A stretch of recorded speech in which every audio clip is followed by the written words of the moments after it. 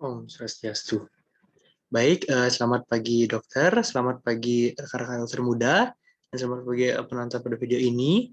Jadi sebelumnya perkenalkan, nama saya Madera Manda Bramasa Pramana dengan NIM 226 12100. Di sini saya merupakan dokter muda anestesi periode 1 November 2021 sampai dengan 12 Desember 2021.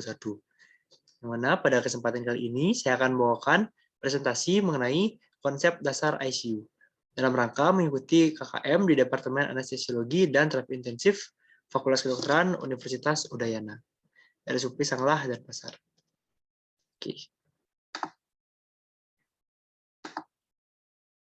Oke.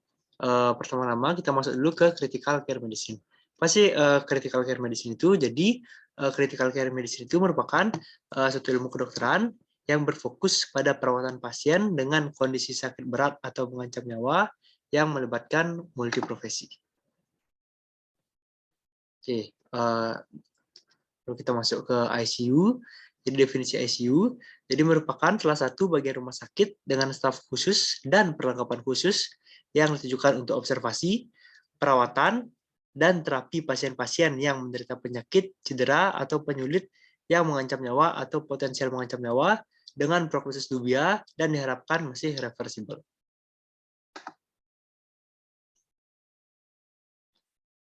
Untuk ruang lingkup pelayanan ICU apa saja? Jadi diagnosis dan penelaksanaan spesifik penyakit-penyakit akut yang mengancam nyawa dan dapat menimbulkan kematian, sudah memberi bantuan dan mengambil alih fungsi vital tubuh, sekaligus melakukan tindakan yang segera diperlukan guna dan berhasil guna untuk kelangsungan hidup.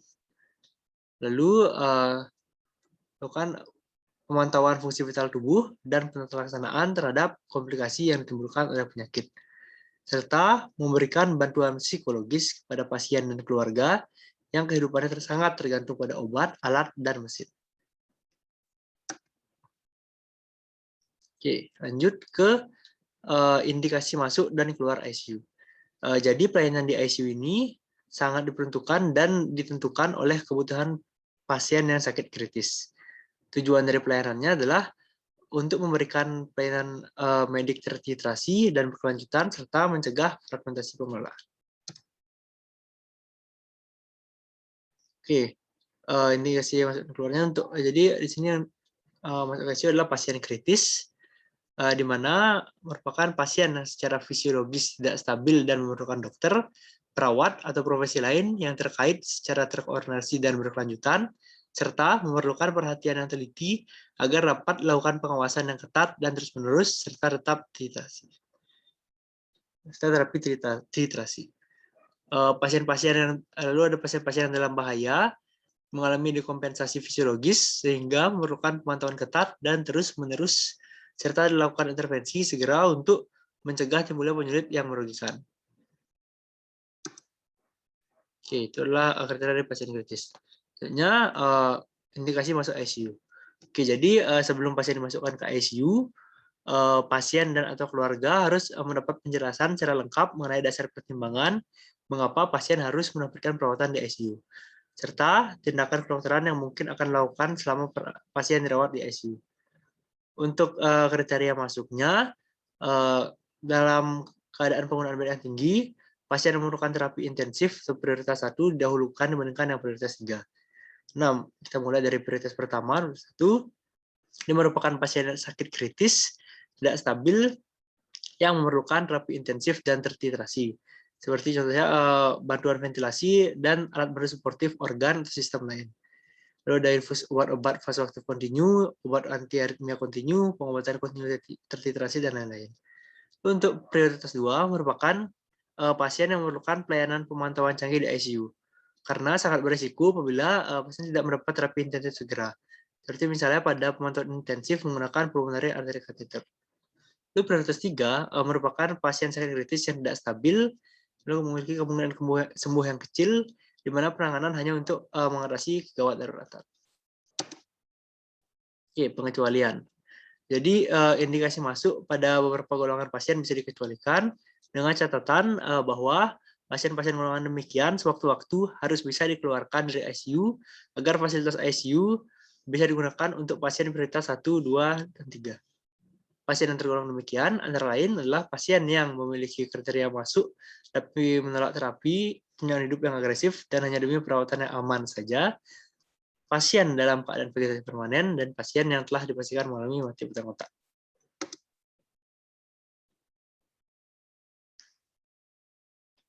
Lalu indikasi keluar ICU, di mana pasien prioritas pertama, di mana pasien dipindahkan apabila tidak lagi membutuhkan perawatan intensif atau terapi mengalami kegagalan, prognosis buruk, sedikit kemungkinan bila perawatan intensif dilanjutkan. Lalu ada pasien prioritas kedua, di mana pasien dipindahkan apabila hasil pemantauan intensif tidak dibutuhkan dan pemantauan intensif selanjutnya tidak diperlukan lagi. Lalu ada pasien prioritas ketiga, di mana pasien dikeluarkan dari ICU bila kebutuhan untuk terapi intensif tidak ada lagi, tetapi dapat dikeluarkan lebih awal apabila kemungkinan sembuhnya atau manfaat terapi intensifnya diketahui memiliki kemungkinan pulih kembali yang sangat kecil.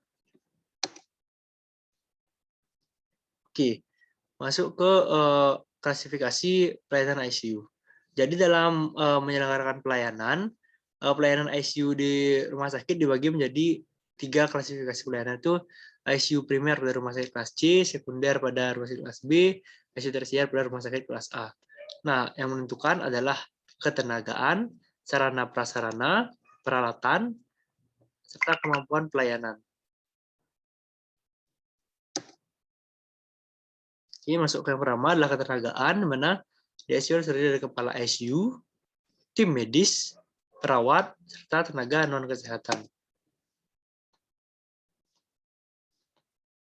Masuk ke kemudian kedua, itu sarana dan prasarana ICU, di mana lokasinya adalah satu kompleks dengan kamar bedah dan kamar pulih, berdekatan atau memiliki akses mudah ke IGD, laboratorium, dan radiologi. Untuk desain sendiri, ada yang desain area pasien dan desain area kerja.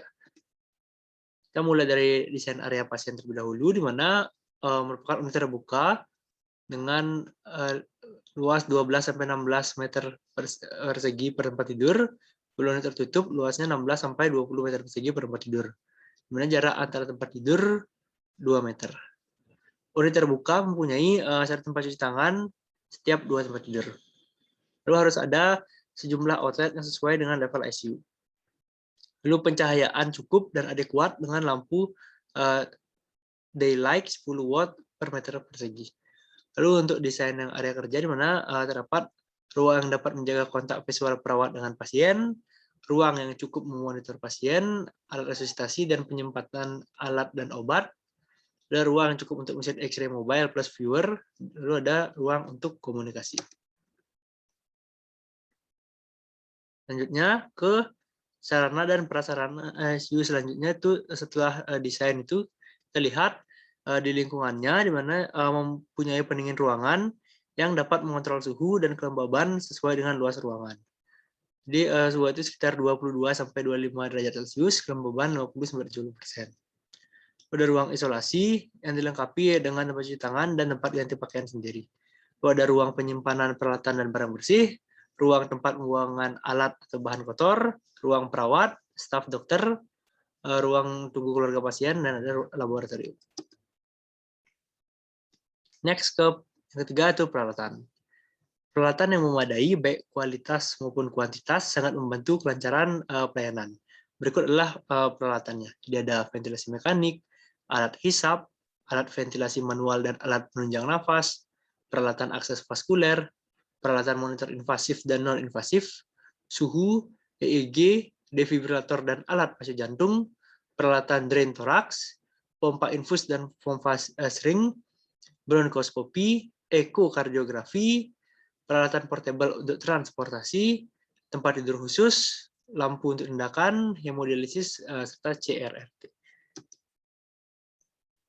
Oke, masuk ke komponen yang keempat adalah kemampuan pelayanan. Apa sih yang membedakan antara ICU primer, sekunder, dan tersier? Jadi yang membedakan di mana yang primer itu pemasangan kateter vena sentral, sedangkan yang sekunder pemasangan kateter vena sentral dan arteri, yang tersier pemasangan kateter vena sentral, arteri, Swan Ganz, dan ICP monitor. Sedangkan pada yang primer, pemantauan EKG, full oximetry, dan tekanan darah non-invasif. Lalu yang sekunder, pemantauan EKG, full oximetry, dan tekanan darah non-invasif dan invasif. Dengan pada yang tersier, ada pemantauan EKG, full oximetry, dan tekanan darah non-invasif dan invasif. Lalu ada Swan Ganz dan ICP, serta ada echo monitor.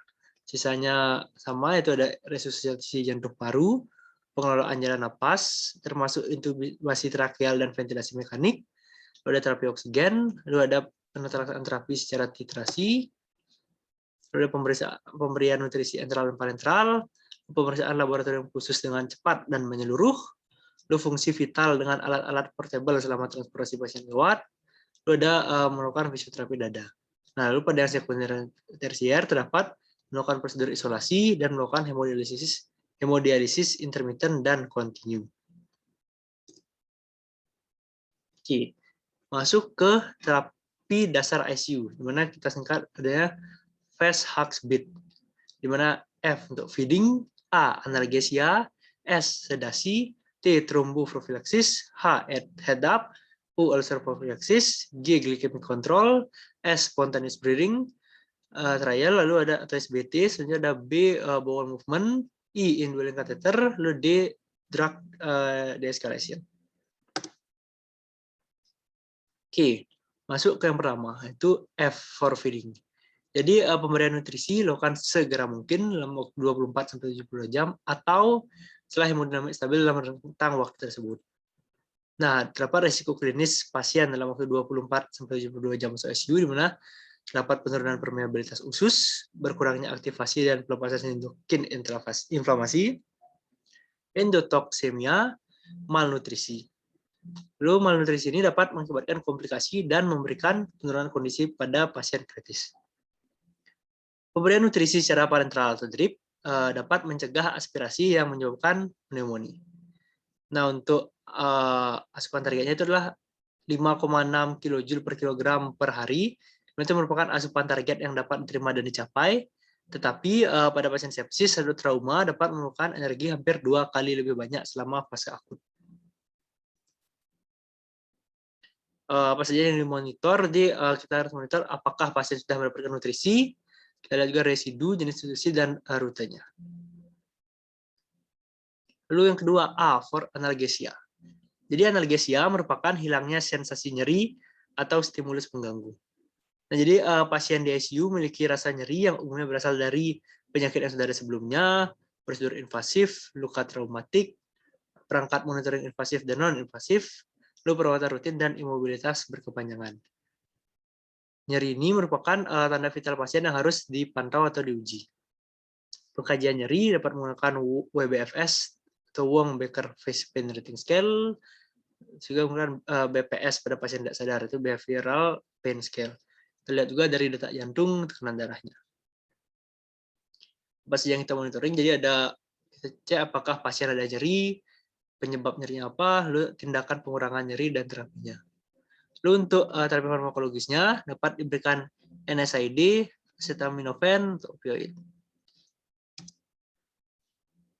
Oke, ini merupakan gambaran dari pengkajian nyerinya, di mana yang kiri merupakan WBFS, yang kanan BPS pada pasien tidak sadar, dan dibagi menjadi pada pasien yang terintubasi dan tidak diintubasi. Oke, masuk ke selanjutnya, S for sedasi. Sedasi merupakan suatu keadaan di mana memungkinkan toleransi pasien terhadap prosedur yang kurang menyenangkan, sementara fungsi kardiorespirasi stabil dan kemampuan merespon secara penuh terhadap perintah verbal dan stimulasi rabaan. Sasaran sedasi berbeda-beda pada masing-masing pasien dan berubah sesuai dengan perkembangan penyakit, apakah membaik atau memburuk. Apa sih tujuan utama dari sedasi ini? Jadi tujuan utamanya adalah untuk meringankan kecemasan dan ketidaknyamanan pasien, untuk mempermudah perawatan dan pengobatan, karena banyak faktor yang mendukung timbulnya stres fisik maupun psikis pada pasien kritis di ICU. Oke, mengapa sedasi dan analgesi ini penting? Jadi sedasi dan analgesi yang adekuat diperlukan pada pasien kritis itu untuk menjamin level optimal ketenangan pasien, terutama dapat istirahat tidur yang cukup, lalu menurunkan stres respon, lalu mempermudah prosedur diagnostik, terapeutik, dan perawatan pasien. Untuk pemantauannya dapat menggunakan Ramsey Sedation Scale atau RSS, lalu ada Sedation Agitation Scale atau SAS, dan ada Richmond Agitation Sedation Scale atau RASS.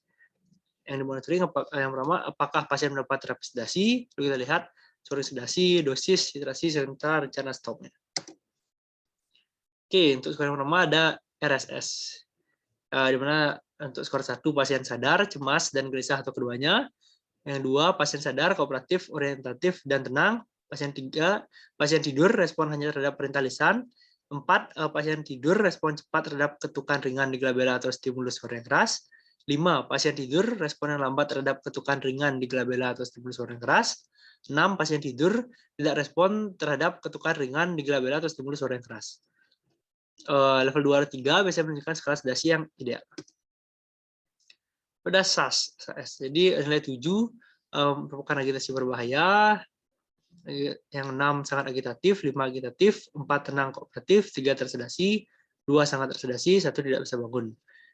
Level 3 dan 4 menunjukkan tingkat sedasi yang ideal, di mana yang 3 itu pasien sulit bangun, tapi mudah bangun bila distimulus dengan lisan atau goyangan terapi tidur lagi. Lalu 4 itu pasien tenang, mudah dibangunkan, dan mengikuti perintah. Untuk skor yang ketiga itu ada RSS, di mana ada minus 5 tidak bisa dibangunkan, minus 4 sedasi dalam, minus 3 sedasi sedang, minus 2 sedasi ringan, minus 1 mengantuk, lalu plus 1 gelisah, plus 2 agitatif, plus 3 sangat agitatif, dan plus 4 kombaktif. Oke, masuk ke selanjutnya itu tromboembolik prophylaxis. Jadi kematian dan morbiditas itu disebabkan oleh tromboembolisme, di mana terjadi obstruksi pembuluh darah sampai ke sirkulasi jantung hingga perifer. Jadi pasien tidak mendapatkan profilaksis, risiko terkena DVT itu sekitar 13-31%. Nah, pasti upaya pencegahannya, jadi kita pertimbangkan profilaksis terhadap risiko komplikasi terlebih dahulu, yaitu pasang stokir anti DVT dan pasang manset anti DVT. Yang perlu dimonitoring adalah apakah pasien ada gejala tromboembolitik.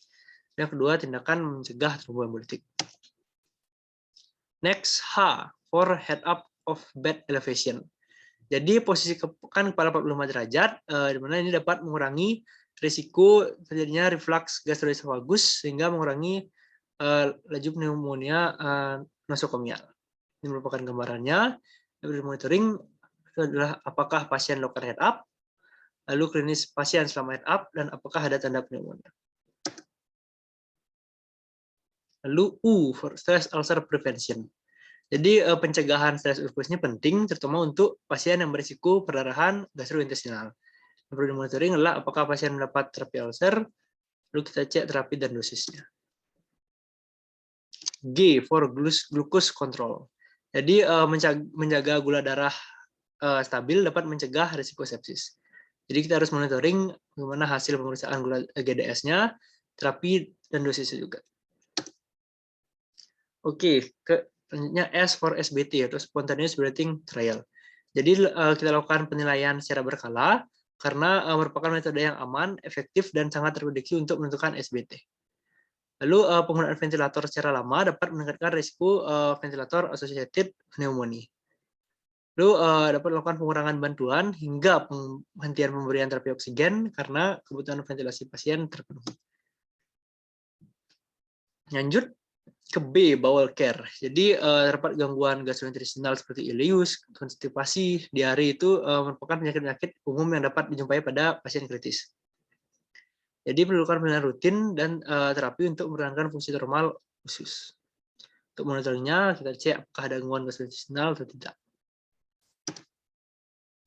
Next, E, indwelling catheter removal. Jadi kateter urin, vena sentral, arteri pulmonalis, dialisis itu merupakan hal-hal yang sering kita jumpai pada pasien kritis. Ini dikarenakan terdapat risiko infeksi karena alat yang menghubungkan, maka diperlukan menjaga kebersihan dan perawatan berkala untuk mengurangi risiko infeksi.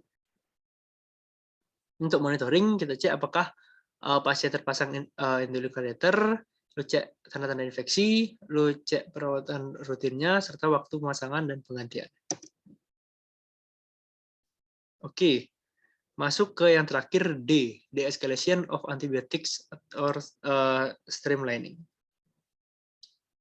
Jadi secepat mungkin lakukan pengambilan kultur agar mendapatkan terapi antibiotik yang sesuai dan optimal, tapi juga meminimalkan paparan obat broad spectrum antibiotik. Kita monitoring apakah ada pengambilan kulturnya, lalu kita cek hasil dan bagaimana terapinya. Oke, ini merupakan DAFUS yang saya gunakan pada presentasi hari ini. Oke, baik. Jadi secara garis besar sekian yang dapat saya sampaikan. Jadi kita dapat simpulkan dulu bahwa pasien ICU harus melakukan pemantauan rutin secara keseluruhan. Lalu serah terima pasien ICU wajib dilakukan secara objektif dan sistematis, dan tetap mengutamakan pasien safety. Baik, sekian yang dapat saya sampaikan pada kesempatan pada hari ini. Mohon maaf apabila terdapat kesalahan. Sekian dari saya, terima kasih. Santi.